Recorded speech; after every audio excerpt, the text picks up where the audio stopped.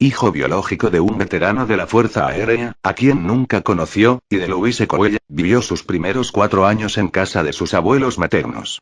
Tiempo en el que creyó que sus abuelos eran sus padres y que su madre era su hermana mayor. En 1950, Ted y su madre se mudaron a Tacoma, Washington, con otros familiares.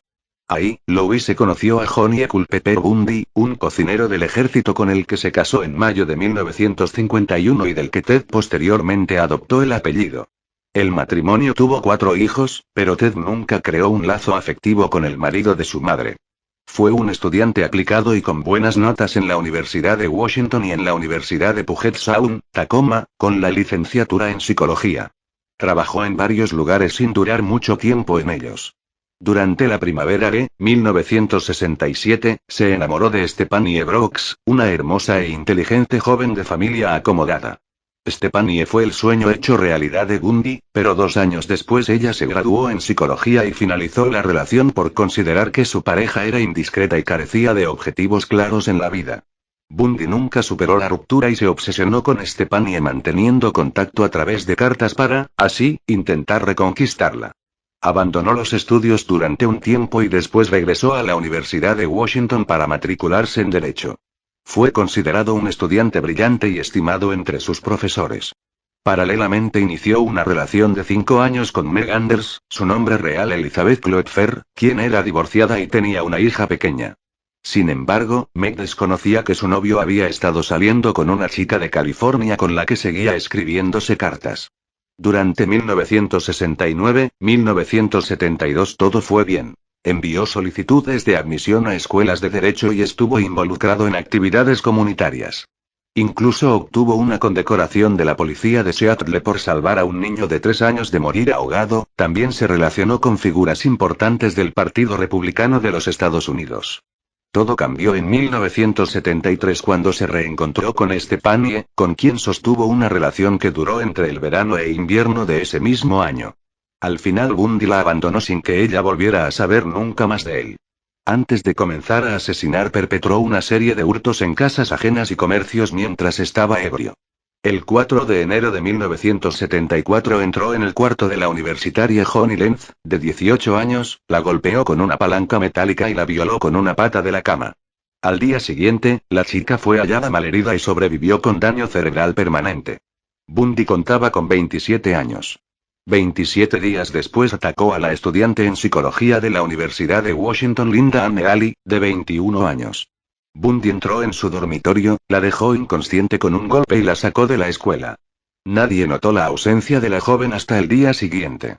La policía no estableció ninguna conexión entre las 2 agresiones y tampoco se hicieron mayores pruebas ni estudios de la escena del crimen. Los restos de Linda Ann fueron descubiertos un año después en una montaña cercana. Comenzó a hacerlo de día. La policía había iniciado una investigación y contaba con descripciones acerca de un hombre que solicitaba ayuda a chicas que jamás volvían a ser vistas. El individuo tenía la particularidad de ir cargado con libros y llevar un brazo enyesado o en cabestrillo. También hubo testigos que observaron a un hombre que solía tener problemas para arrancar su Volkswagen, el cual había sido visto rondando el sitio donde desaparecieron 2 de las jóvenes asesinadas. El 9 de febrero de 1974, Carol Valenzuela, de 20 años, desapareció de Vancouver, Canadá. Su cadáver no fue descubierto hasta el mes de octubre junto a otro cuerpo sin identificar.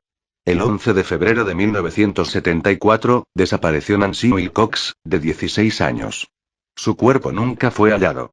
El 12 de marzo de 1974 Donna Mason, de 19 años, fue vista por última vez mientras iba a un concierto de jazz del campus. El 17 de abril, Susan Ramcour, de 18 años, caminaba por los jardines del Central Washington State College cuando desapareció. Un mes más tarde desapareció Roberta Parks, de 20 años, quien había quedado con unas amigas para tomar café, nunca llegó. Parks se encontró con un hombre aparentemente lesionado que le pidió ayuda para subir unas cosas a su auto. Jamás fue vista de nuevo. El 1 de junio de 1974, Brenda Ball, de 22 años, salió de la taberna Flame en Burien, Washington, después de comentar a sus amigos que iba a buscar a alguien que la llevara a Sun City, California. La última vez que la vieron estaba hablando con un hombre con el brazo en un cabestrillo.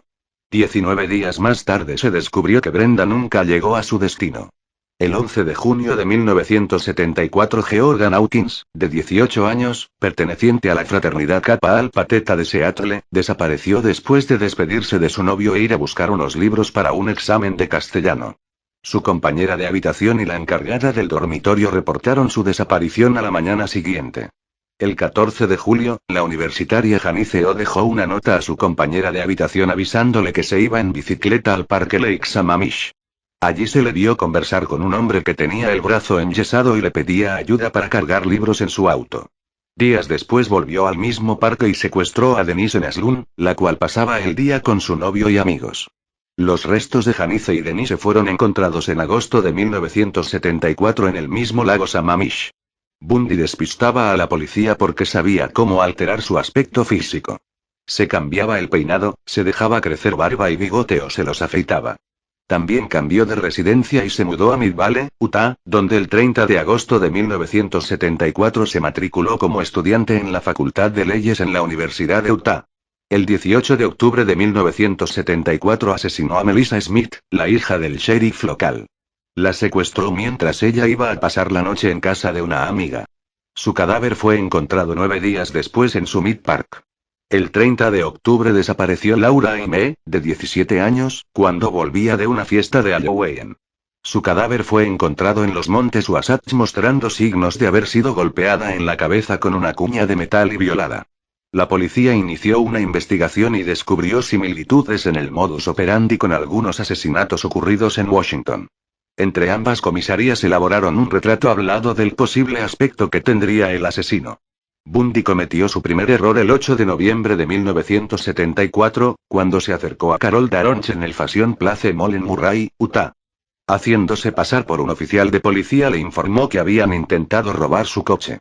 Daronch subió al auto de Bundy bajo la creencia errónea de que iban a una comisaría para presentar un informe. Después de detener abruptamente el coche, Bundy sacó una pistola y le esposó una muñeca. Ella luchó y consiguió apartarse antes de que Bundy pudiera fijar el otro extremo de las esposas. Ella lo golpeó en la cara y salió corriendo. Consiguió que un motorista que pasaba la llevara a la policía. En la comisaría, Carol narró lo sucedido y así se obtuvo la descripción del hombre, del vehículo y el tipo de sangre del atacante. Esa misma noche, 8 de noviembre, Debbie Kent, de 17 años, desapareció del aparcamiento del Instituto Beaumont, donde había acudido junto a sus padres a ver una obra de teatro. Los familiares preocupados por la tardanza de Debbie llamaron a la policía que tras una búsqueda por el estacionamiento encontraron la llave de un par de esposas. La llave pertenecía a las esposas con las que, horas antes, se había presentado Carol Daronch en la estación de policía. La directora de la obra de teatro, Jean Graham, declaró que durante la actuación un hombre de aspecto parecido al del sospechoso le había solicitado que lo acompañara al aparcamiento para identificar un vehículo, pero ella se había negado porque estaba ocupada con la obra. Casi un mes después de ocurridos los hechos, un hombre llamó a la policía para informar de que la noche de la desaparición de Debbie había visto salir precipitadamente un Volkswagen de color claro del estacionamiento de la escuela. El 12 de enero de 1975, Karen Campbell, de 23 años, acompañó a su prometido, el Dr. Raymond Gadowski, a un seminario en Aspen, Colorado. Mientras descansaban en el salón del hotel, ella regresó a la habitación para buscar una revista. El Dr. Gadowski y sus hijos decidieron ir a buscarla al ver que no regresaba, pero no la encontraron. A media mañana se dio parte a la policía de su desaparición. Un mes después un trabajador encontró el cadáver de Karen en un banco de nieve a varios kilómetros del hotel. Había sido violada y brutalmente golpeada. No se encontró evidencia alguna del atacante. El 1 de marzo de 1975 fue descubierto un cráneo en una zona boscosa de las montañas Taylor. Pertenecía a Brenda Ball.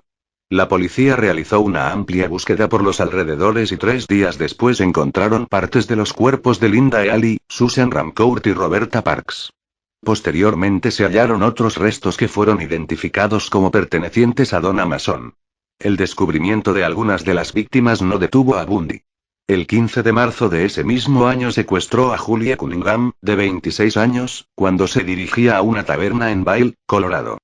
Su cuerpo no ha sido hallado. El 6 de abril de 1975, tras discutir con su marido, Denise Oliverson, de 25 años, decidió ir a visitar a sus padres en Grand Junction, Colorado.